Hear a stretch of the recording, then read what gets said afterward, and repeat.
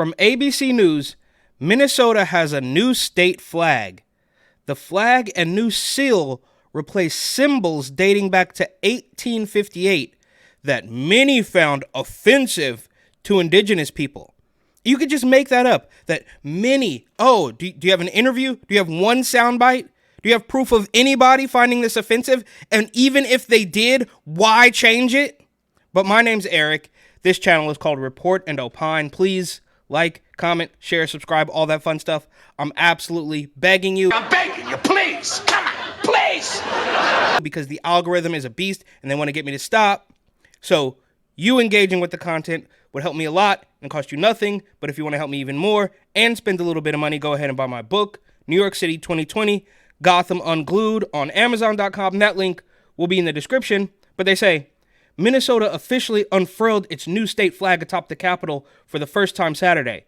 The new flag and state seal were adopted to replace an old design that Native Americans said reminded them of painful memories of conquest and displacement. So, first you say, many people found it offensive to indigenous people. Then you say, the Indians were reminded of tougher times. So you replaced it with a new, ugly, modern flag because it was offensive. And I'd be willing to bet, I'm no expert here, but there's likely more people offended by the idea that you changed it with this new postmodern design rather than keeping the flag that you guys had. It goes on. The new symbols eliminate an old state seal that featured the image of a Native American riding off into the sunset while a white settler plows his field with a rifle at the ready. The seal was a key feature of the old flag. That's why there was pressure to change both. Now, I, of course, don't think there was pressure to change both. It was just the weirdo establishment hack shill losers force-feeding you nonsense to let you know they're in charge. And this is the article that coincides with the post about how people were offended. Minnesota unfurls new state flag atop the Capitol for the first time Saturday. But you'll notice in this very short article, there's not one interview, there's not one name drop, there's not one soundbite of somebody who was offended. You couldn't come up with you couldn't find one Kool-Aid drinking Native American to tell you that everything was offensive, right? The new symbol, eliminate old state symbol, but you have no proof of that. You're just saying it. Instead, the new design adopted in December features a dark blue shape resembling Minnesota on the left with a white 8-pointed North Star on it. On the right is a light blue field that to those involved in the selection process symbolizes the abundant waters that help define the land of 1,000 lakes. So, not one. You couldn't get Chief Spreading Bull to tell you that it was offensive. Cleanse yourself in the waters of Lake Minnetonka. Well, for starters, you have to purify yourself in the waters of Lake Minnetonka. What? You have to purify yourself in Lake Minnetonka. And just for good measure, I guess, this was the old flag, which has been considered offensive for years. By who? And this is from BuzzFeed. So maybe a weirdo listicle author at BuzzFeed decided that was offensive. I mean, it looks pretty high design to me, very classy stuff. And you have to get so close to the flag to say, oh, that's an Indian on the horse and a white man in the foreground, and that needs to stop, right? Why do they constantly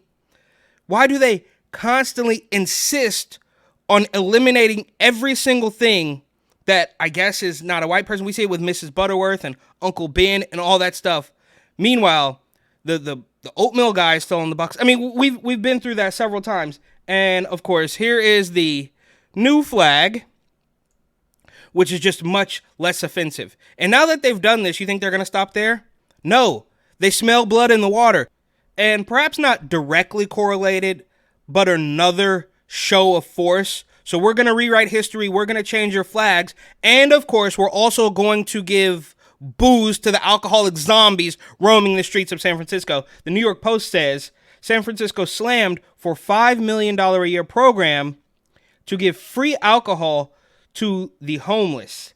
Quote, this isn't working. Well, obviously, everybody knew it wasn't going to work. They slid it under your nose to do some weird money laundering. And we know that these NGOs and these not-for-profits are going to sign up as 501c3s or get some sort of tax abatement, tax exemption. They're not going to have to show receipts.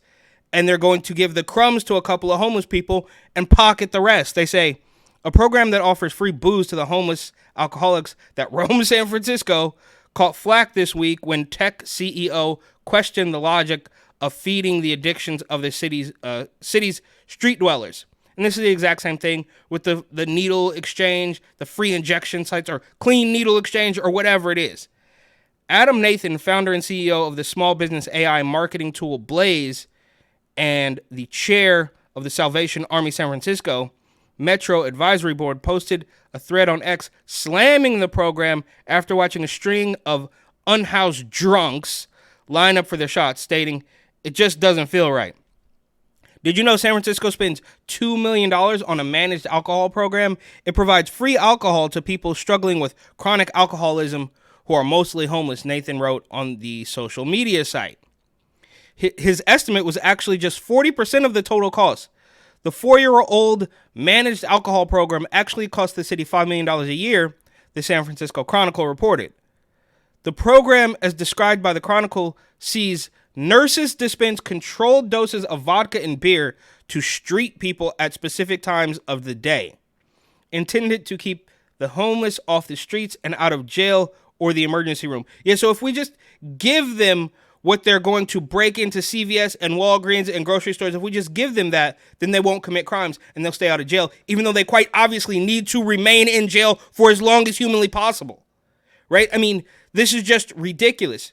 You're going to put, Donald Trump needs to go to jail if he farts in an elevator, right? Anything that opposes their, and this has happened, I guess, I don't know, maybe at the advent of Twitter, but how did we get this far?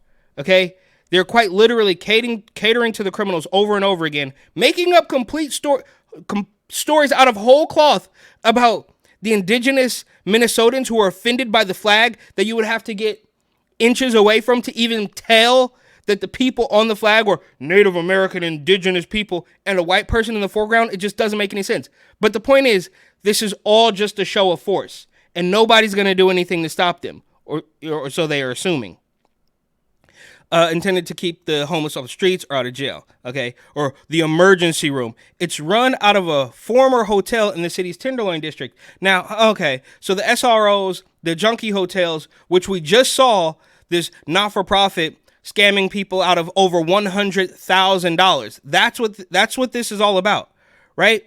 So you could just go to Costco and buy a bunch of cheap bottles of vodka and then pocket the rest of the cash and give bums a shot per day. That's exactly what's happening. Right, and I've thought about, on a lighter note, just going around San Francisco and handing out cigarettes and asking homeless people for interviews, right? I mean, of course, cigarettes probably cost more than alcohol at this point in time, but the program started with 10 beds and has now grown to 20, the Chronicle reported. Over the 4 years, it served 65 clients.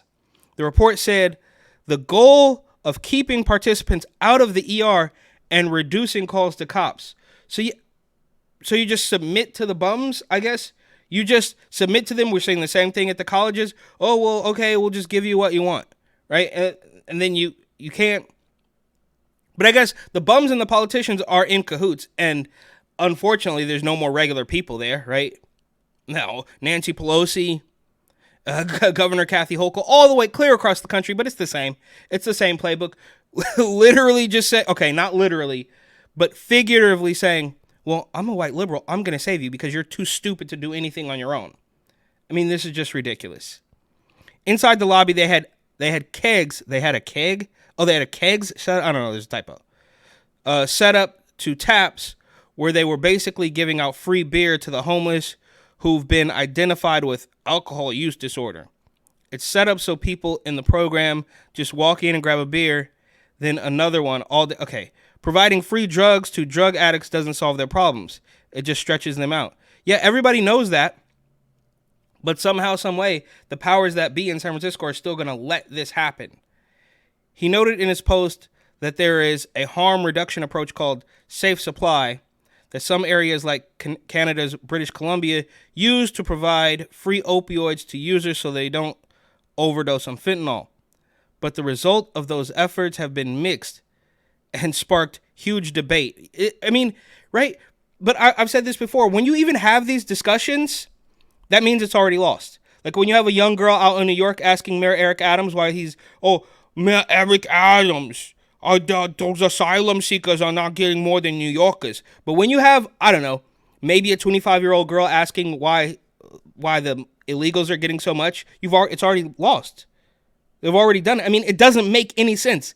It is completely beyond the realm of being realistic at all, which means they've already taken it from you, and they're not going to give it back. You're not going to vote your way out of it. As so many times I said, like, yes, you get what you vote for, but you also are not going to vote your way out of what you voted for because you gave them the power. And now they are going to cudgel you. They're going to beat you over the head with the agenda and force you into submission.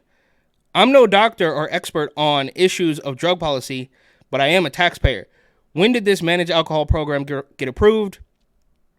Where were the public hearings? Why is this hidden away in a hotel? Yeah, because the hotel, the hotels are scam artists and the politicians are criminals, so that's why. The Salvation Army runs numerous recovery programs that focus on abstinence. Nathan told the outlet that locals are not adequately informed about the program because San Francisco's health department is worried over how the program will be perceived by the public. So they know. Obviously, they know. They realize that people aren't going to like this, so they're trying to hide it. I mean, it's quite obvious. These people are complete criminals. The city's health officials retorted that Nathan spread misinformation. And there you have it. And that the alcohol on the premises isn't readily available to anyone who walks in. Oh, no, we pick and choose. No. No, it's not for everybody. We pick and choose. That's how we keep the cost down and siphon the rest of it through our own pockets. As a Democrat, I'm all for directing more government. See, and there you go. That's why you continue to lose. That's why San Francisco is collapsing, is because you try to stand up against this and you still capitulate. As a Democrat, I'm all for directing more funds. Whatever, bro. The ship sailed.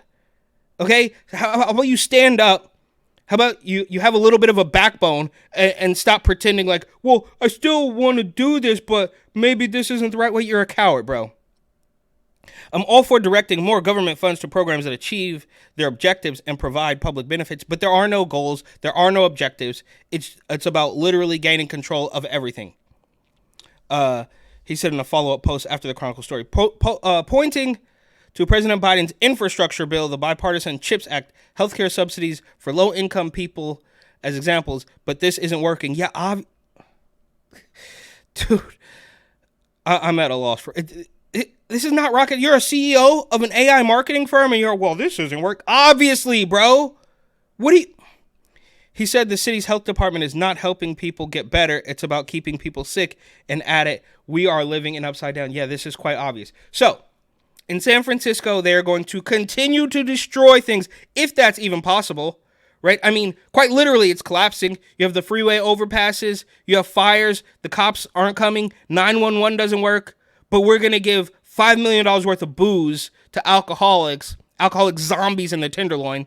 And then in Minnesota, they're going to say, well, there was some people who were offended by the Native American that was on the flag, even though you have to get inches away from it to even tell what the hell's going on. We're going to change that too, all to maintain power.